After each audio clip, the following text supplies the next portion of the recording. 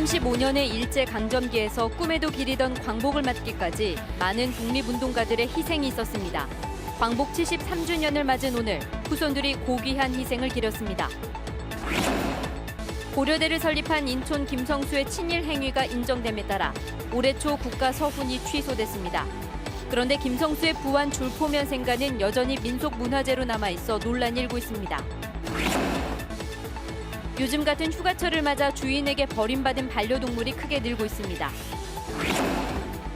정의당 전북도당의 당원이 3,200여 명으로 지방선거 전보다 20%가량 늘면서 지지율의 확장 여부가 주목됩니다. 여러분 안녕하십니까? JTBC 8시 뉴스입니다. 오늘은 73주년을 맞는 광복절입니다. 일제강점기에서 광복을 맞기까지 수많은 독립운동가들의 희생이 있었습니다. 전북의 애국지사와 독립유공자 후손들은 일본의 진심 어린 사과를 촉구하며 진정한 광복을 기원했습니다. 김철 기자입니다. 올해 93살인 애국지사 이석규옹은 전북에 살아있는 유일한 애국지사입니다. 1942년 일제강점기 말 당시 17살 학생이었던 이석규옹은 비밀결사인 독서회 활동을 시작으로 독립선언문과 태극기를 몰래 제작하며 독립운동에 기여했습니다. 더러운 조선놈 하면서 귀쌈을 때려요. 그때부터 맞아 민족 차별을 너무나 하는구나 하는 것을 느껴가지고 1908년 전남에서 의병활동을 펼치다 생을 마감한 이인섭 선생의 후손들. 손자 이영현 씨와 손녀 이호자 씨 가족은 많은 독립유공자 후손들이 그렇듯이 가정 형편이 어려워 뿔뿔이 흩어져 살았습니다. 자은 가서 농집 살고 우리 작은아버지는 춘향으로 농집 살고. 할아버지의 행적을 따라 사방팔방을 다니며 증거를 모으는 데만 13년이 걸렸습니다. 2005년도에 보훈청에 서류를 내기 시작했습니다. 그래가지고서 오늘 정말하면 이제 수상을 받게 되니까 13년이 걸렸어요. 김학문 선생은 1908년 진안과 익산 등지에서 의병활동을 하다 체포돼 징역 1년을 살았습니다. 가족들이 올해 빛바랜 의병 명단에서 김학문 선생의 이름을 발견해 110년 만에 대통령 표창을 받게 됐습니다. 늑기사 이 거시를 발견해가지고 인계사 그간에 아무 좀 몰랐었거든. 오늘 열린 광복절 기념행사에서 전북의 독립유공자 3명의 후손들이 국가로부터 포상을 받았습니다. 이들의 희생 덕분에 35년의 기나긴 일제강점기에서 벗어날 수 있었습니다. 전라북도와 각 시군은 오늘 많은 시민들과 함께 독립운동 추념탑을 찾아 순국 선현들의 넋을 기렸습니다. JTBC 뉴스 김철우입니다. 인촌 김성수가 어린 시절을 보낸 김상만 가옥의 민속문화재 지정을 취소해야 한다는 주장이 있었습니다. 하지만 전라북도가 민속문화재로 유지하기로 결정하면서 인촌 생가도 지방기념물 취소가 어려울 것이라는 주장이 나오고 있습니다. 정원익 기자가 보도합니다. 지난 1984년 중요 민속문화재 150호로 지정된 김상만 가옥입니다. 인촌 김성수와 동생 김현수가 어린 시절을 보내고 인촌의 장남 김상만이 태어난 곳입니다. 독립운동 단체는 물론 전라북도 의회는 인촌의 친일 반민족 행위가 확인된 만큼 민속문화재 지정 취소를 요구해왔습니다. 하지만 전라북도 문화재위원회는 건축학적 가치가 있다며 최근 지정 취소 반대 결정을 내렸습니다. 여자가 생활하는 공간하고 남자가 생활하는 공간을 건물로 이렇게 분리를 해놨는데 이걸 공간 건축이라고 한답니다. 이 건축 기법이 사용돼 있는 국내 거의 유일의 건물이라고 합니다. 독립운동 단체들은 역사적으로 퇴보한 결정이라며 크게 반발하고 있습니다. 또 현충 시설에서 해제된 뒤에도 여전히 전라북도 지정 기념물로 유지되고 있는 인촌 생가에도 영향을 미칠 것으로 우려하고 있습니다. 전라북도가 오는 10월쯤 다시 문화재위원회를 열어 인촌 생가의 기념물 해제를 논의할 예정이기 때문입니다. 향후 김성수 가옥에 대한 지방기념물 결정 취소 과정에서도 이러한 일들이 반복되면 안 되겠습니다. 역사적으로 분명한 단죄가 내려져야 함이 마땅하다고 생각을 합니다. 친일 반민족 행위가 확인되면서 국가서훈이 취소된 인천 김성수. 그의 생가와 동상까지 현충시설에서 해제됐지만 지역에서 그의 흔적을 지우는 일은 여전히 멀고도 험합니다. JTB 뉴스 정원익입니다. 폭염으로 찜통이 된 의류수거함에서 개 한 마리가 발견됐습니다. 주인이 버리고 간 걸로 보이는데요. 요즘 같은 휴가철엔 주인에게 버림받은 반려동물이 더 늘어나고 있습니다. 주혜인 기자의 보도입니다. 익산의 한 아파트 앞에 있는 낡은 의류수거함. 지난 9일 아파트 주민 A씨는 반려견과 산책을 하다가 강아지 소리에 걸음을 멈췄습니다. 강아지 소리가 아닌데 그 의류 수거함 쪽에서 이제 소리가 나더라고요. 헥헥거리는 게 크게. 강아지가 있다는 걸 확신하고 119 신고를 하고. 안에서 발견된 건 하얀색 말티즈 한 마리. 발견 당시 익산에는 폭염 경보가 내려진 가운데 낮 기온은 34도까지 치솟았습니다. 내부 온도는 이보다 더 높았을 것으로 추정됩니다. 오랜 시간 그 의류 수거함 안에 있다 보니까 심장에 굉장히 무리가 더 갔을 테고요. 그것만으로도 사실 죽지 않은 게 기적이라고 보여집니다. 수거함 안으로 떨어질 때 골반이 부러져 제대로 걸을 수 없었고 폐에 물도 차 있었습니다. 같은 날 익산 여산파출소 앞에선 주인이 버리고 간 6개월 된 푸들이 발견됐습니다. 지난해 전북에서 버려진 동물은 4,520마리. 이 가운데 약 3분의 1은 휴가철이 있는 여름에 버려졌습니다. 집에서 멀리 떨어진 곳에 버리려고 또는 휴가 동안 반려동물을 맡길 장소가 마땅치 않아서 저마다 이유도 여러 가지입니다. 아니 사람 휴가 가자고 어떻게 자기하고 같이 밥 먹고 같이 잠자고 언제는 내 새끼라면서요. 내 새끼고 내 아이라는 아이들을 갖다가 이렇게 도로 위에다가 그냥 무책임하게 갖다 버리는지.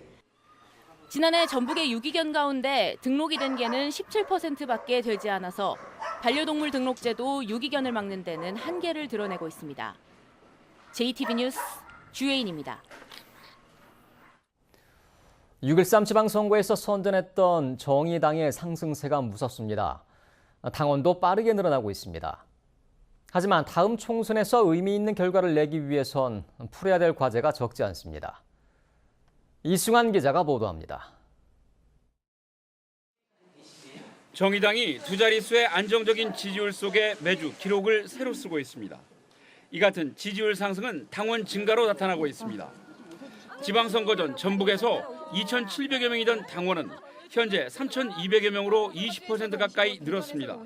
지난 대선, 지난 지방선거를 거치면서 정의당에 대한 인지도와 호감도, 기대치가 상당히 높아진 그런 탓이 있다고 봅니다. 노회찬 의원의 사망도 소극적인 지지자들이 적극적인 지지로 돌아서는 계기가 되었습니다.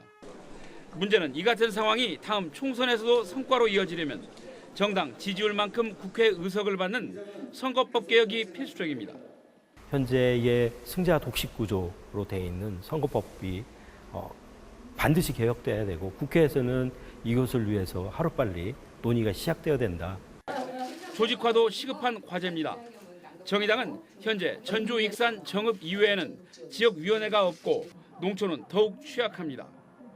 정의당은 지역위원회를 서둘러 구축해서 다음 총선 때 도내 전 선거구에서 후보자를 낸다는 목표입니다. 대한정당의 능력을 알리는 데도 힘을 쏟을 계획입니다.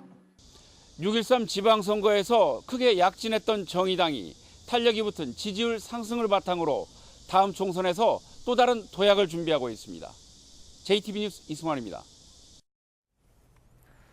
더불어민주당 전북도당이 최근 논란이 되고 있는 재량사업비에 대한 검토에 나서기로 했습니다.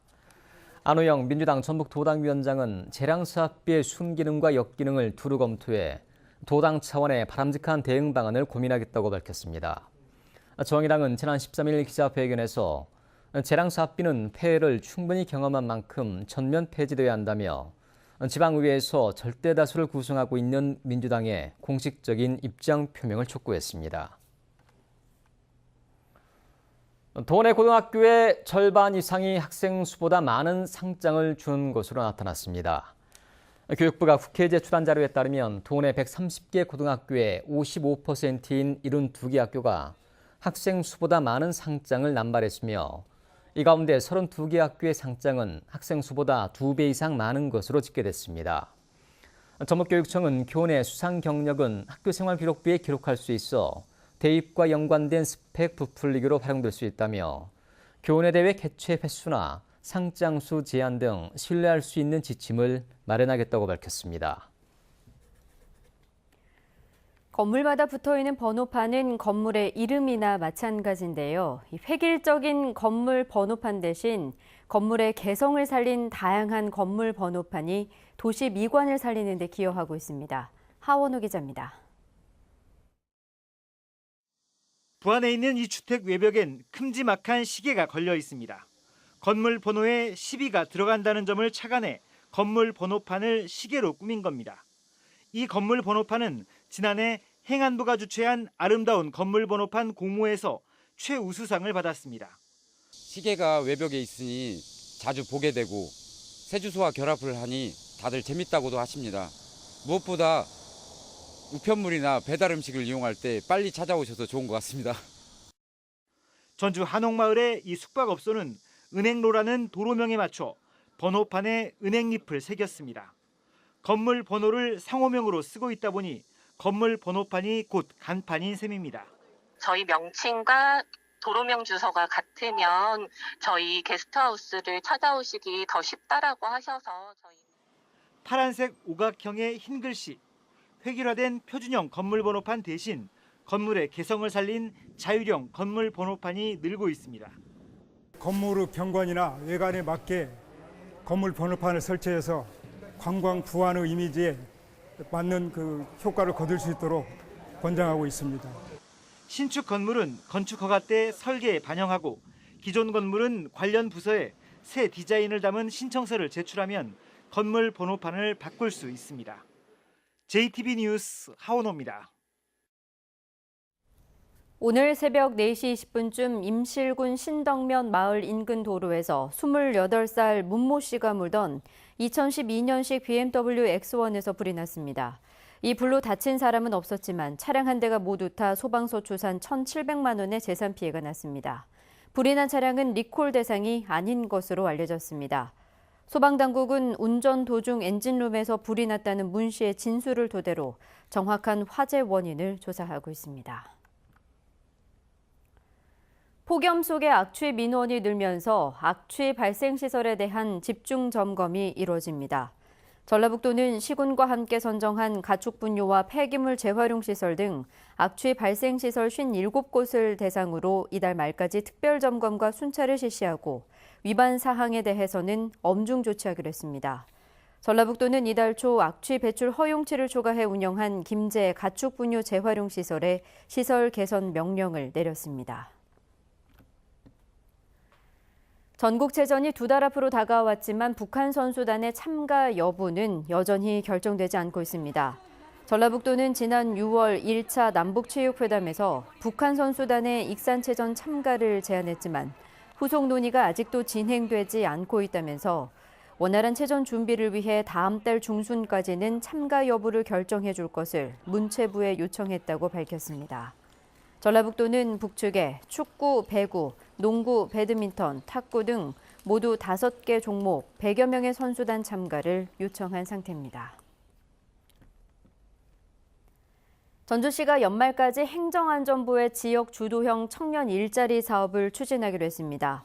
전주시는 16억 원을 투입해 미술관 큐레이터, 전주푸드 청년활동가 양성사업, 사회적 경제 청년 혁신가 지원 사업 등 6개 사업을 추진할 계획입니다. 이 사업을 통해 모두 132명의 청년이 지역의 문제와 청년 구직 문제를 연결시키는 지역 주도형 일자리를 얻게 됩니다. 익산시가 화물차의 불법 밤샘 주차를 막기 위해 공영주차장을 확대합니다.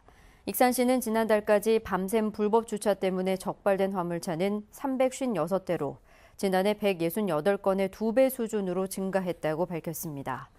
익산시는 화물차의 밤샘 주차로 주민 불편과 교통사고의 우려가 커지고 있어서 만경강 하천부지 등 도심 인근에 화물차 공영주차장을 확대하는 방안을 검토하고 있습니다. 전주시는 당분간 폭염이 지속될 것으로 예보됨에 따라 경로당의 무더위 쉼터 야간 운영 기간을 이달 말까지로 연장하기로 했습니다. 전주시는 노인들이 무더위에 지치지 않고 휴식을 취할 수 있도록 밤 9시까지 여는 무더위 쉼터를 현재 2곳에서 31곳으로 늘려 운영할 계획이라고 밝혔습니다. 전주시는 각 동별로 한 곳씩 선정하고 냉방용품도 지원하기로 했습니다. 광복절인 오늘도 전북 전역에 폭염경보가 내려진 가운데 낮 최고 기온이 무주 38.4도, 전주 38.1도, 임실은 관측 이래 최고인 37.5도까지 올라갔습니다. 오늘 밤과 내일 오후 남원을 비롯한 동부 내륙 지역에는 5에서 40mm의 소나기가 내리겠습니다. 내일도 여전히 덥겠지만 한낮 기온은 32도에서 35도로 오늘보다 3도가량 낮겠습니다. 당분간 고기압의 영향으로 대체로 맑겠고 낮 기온은 35도 안팎의 무더위와 열대야가 이어지겠습니다.